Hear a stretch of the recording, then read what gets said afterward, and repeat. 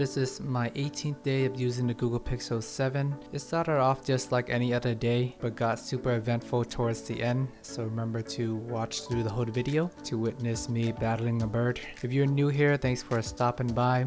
I'll talk you through how it has been for me. If you are a current subscriber, thank you and welcome back. I appreciate all the love and support so far. So Tuesday morning, I woke up at 7:36 a.m. Got my usual apple ready to start my day. At around 7:40, here is me strolling around, swinging my arms like a madman, attempting to play with cinematic mode on the camera. Since it does not offer cinematic mode on the selfie camera, you have to use the main camera. It does take some effort to turn the phone around using the main camera, and you have to raise the phone up pretty high if you want to record yourself with it. Otherwise, if you hold it at eye level, you might just be cropping half of your face off. Here's some more footage of me attempting to use the front camera. It does take some trial and error. I have to hold it at a certain angle, hit record, and then swing the phone around. Make sure it is a comfortable grip so I can hold it for a good minute or two. Went out late last night, so very groggy today. My tooth hurt. Got work in like 40 minutes, but trying to squeeze in a walk anyways. Got a headache. Just gotta power through, my friends. So battery check. Been awake for 45 minutes, currently at 75%. I also turned on the toggle in the camera settings where it will reduce outside noises. In my first few weeks I did not check that off. So when I'm walking around, I hear a lot of car driving, honking, wind. Let's see how the audio sounds this time around. With those settings checked to reduce the noise, and at the same time also finally using this camera at full capacity, recording in 4K. Now you can see me in 4K. Only downside is it's going to use much more storage and it takes a lot longer to edit. Been asked to demonstrate Photosphere. Double tap on camera. Gotta scroll all the way to the right. I wish there was a way to customize these. Just bring them to the bottom. Someone know how to do it, or if that's possible, just let me know. But for now, just gonna hit on Photosphere. Now let me walk a little bit further to see a nice view before trying it out. Here is what Photosphere look like if you take the picture and transfer it to a computer. It just looked like a stagnant portrait photo that doesn't really do much. In order to take advantage of its full capabilities, you need to view it on the Google Photos app, and in the app you can swipe back and forth, up and down to see the view. I honestly don't really see the point of this, or if there's ever a situation where I would want to use this. It doesn't look that useful for me. And when you are using the feature, it is pretty self-explanatory. It puts the picture in a grid. You have to pan right, down, up, and left just to kind of capture all the 4 quadrants. Once you do all that, here is what it looks like. Or you have a VR set, you can slap your phone in the VR and look at the photo this way. Let me know if any of you guys do use this and then put on the VR to look at the photo.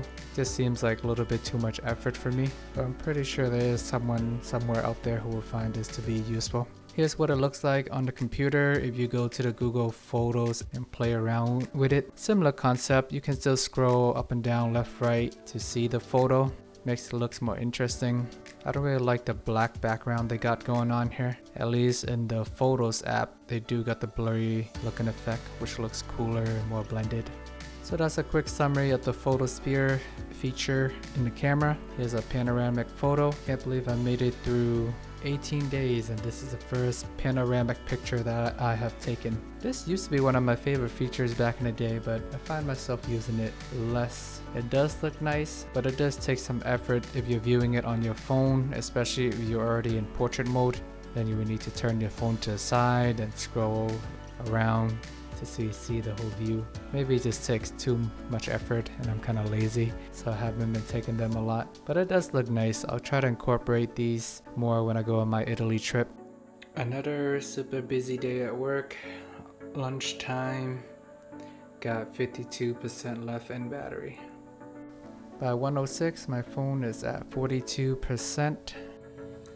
3:04 at 27%. Despite taking a big hit early on in the day, since I'm so busy with work, phone is still hanging strong. Should last me till 5 o'clock when work is over. A little bit over 9 hours of being awake. Finally off work. We'll be heading out to the city with GPS navigation on. So after work, had to drive to my mom's house to water her plants since she is out of the country. Gotta make sure her plants are alive so she don't beat me when she comes back. Time of death, 5:56.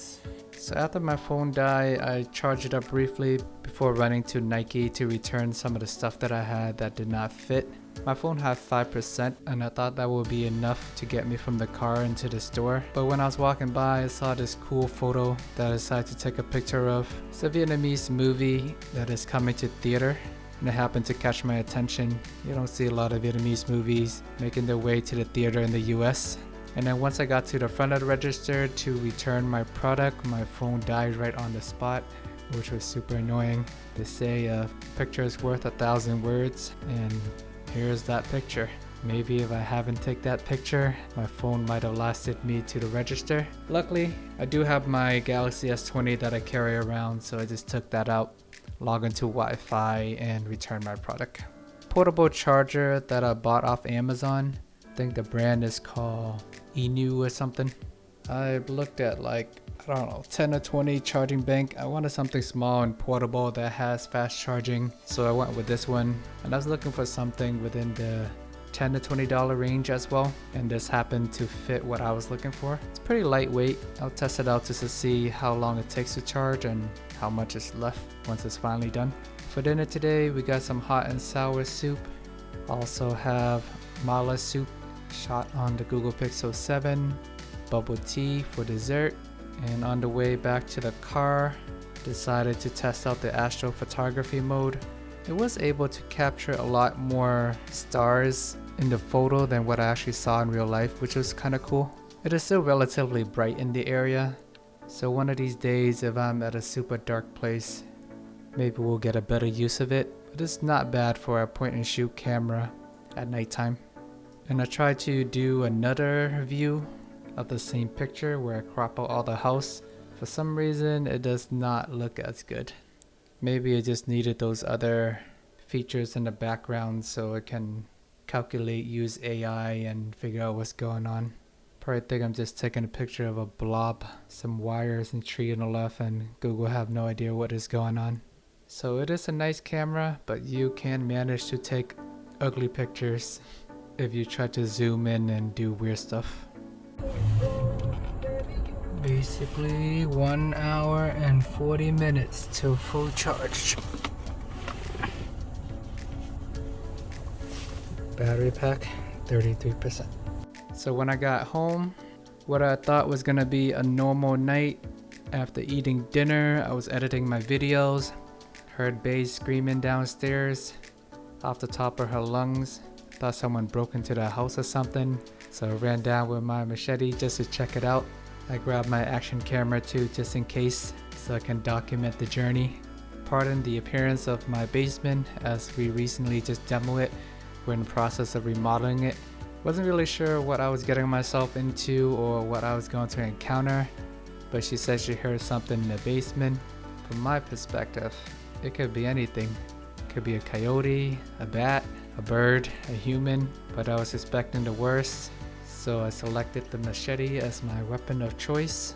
Never really encountered this problem before, so I wasn't really sure how to go about it. It's too bad my action camera died halfway through the video, but at least you can see the beginning of the battle with me against the bird. Don't mind my weird noises as well, just trying to calm myself before going into battle.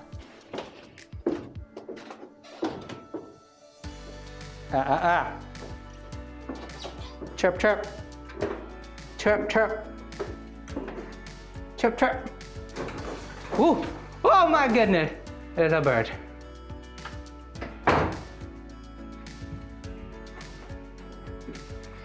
Oh! Eventually I was able to catch the bird with my bare hands, brought it outside and released it back to the world. No bird was harmed in the filming of this video. Luckily, bird made it back into the world safe. Not really sure how it even got into my house. Maybe it went through the chimney or something. I did hear some chirping early in the morning, but I thought it was outside. But I guess this guy just somehow found his way in. Alright, after an eventful day, here's a quick recap. I woke up at 7:36 a.m. By 5:36 or so, phone died, so a little bit over 10 hours of battery life on a weekday. Used the camera a lot early in the morning, but overall still solid performance. I did charge it for a few minutes when I went out to the store to return some stuff before it died again. If I wasn't doing a battery test and recording these videos, wouldn't be draining as much. I normally would just plug in my phone every chance I get, so I don't have the issue of having my phone dying when I need to go out. Portable battery pack still does the job though. Got the phone where I need to be after eating dinner. Overall, still pretty happy with the Google Pixel 7. Performance is solid. Just remember to do some battery management with this phone if you are a moderate or heavy user. Thanks for making it this far, guys. If you haven't already, please check out my 3 weeks recap of the Google Pixel 7. In addition to the daily videos, I try to give you a summary each week to see if anything changed. Let me know what your experience have been with the Google Pixel 7 so far, and see you guys in the next video.